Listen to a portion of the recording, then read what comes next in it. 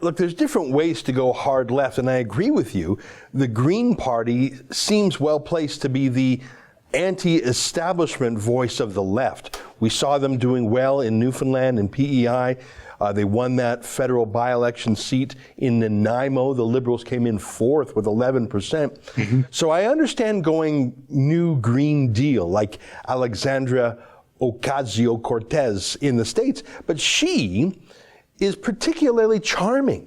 I mean, I think that she's a socialist. I think she's very shallow, but she's likable. She's funny. She's got the social media prowess, second only to Trump.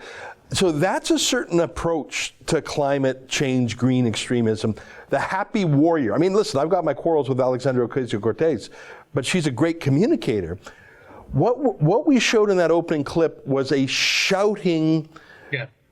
And I think that, like I was looking at the latest Angus Reid poll a couple months ago, that Trudeau's support with men is almost down to 20%.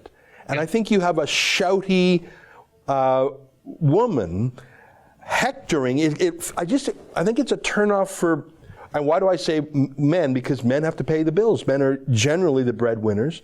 And they're thinking this shouting woman is demanding more taxes. I think it's a tonal thing. I just don't think. Let me use a curling analogy, if you will.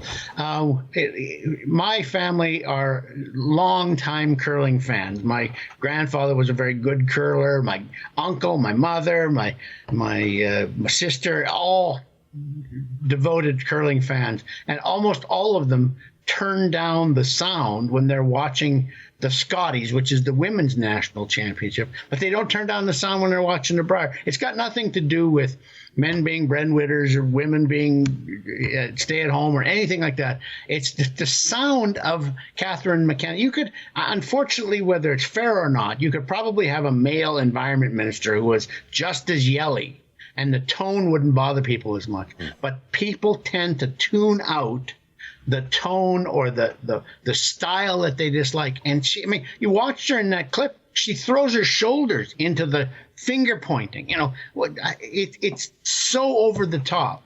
A lot of people are going to be put off by that. And I also think that, you know, now that you have the carbon tax and it's not popular, about 2/3 of Canadians oppose it, you're starting to see people increasingly supportive of some sort of pipeline, preferably Trans Mountain. You saw the Senate rise up and defy the House of Commons, or at least Senate committees defy the House of Commons. We yet to see whether the Senate as a whole will continue the revolution that started at the committee to defeat Bill C-48 and C-69, the oil tanker bill and the anti-pipeline bill. I just think that there's an increasing number of people in Canada. It might only be 45 or 50%, might be slightly less than that. But you're seeing the largest plurality of voters who are now starting to question whether or not we can actually afford the environmental dreams, the green dreams of the Rachel Notleys and the Justin Trudeaus and the Catherine McKennas and the John Horgan, the BC Premier.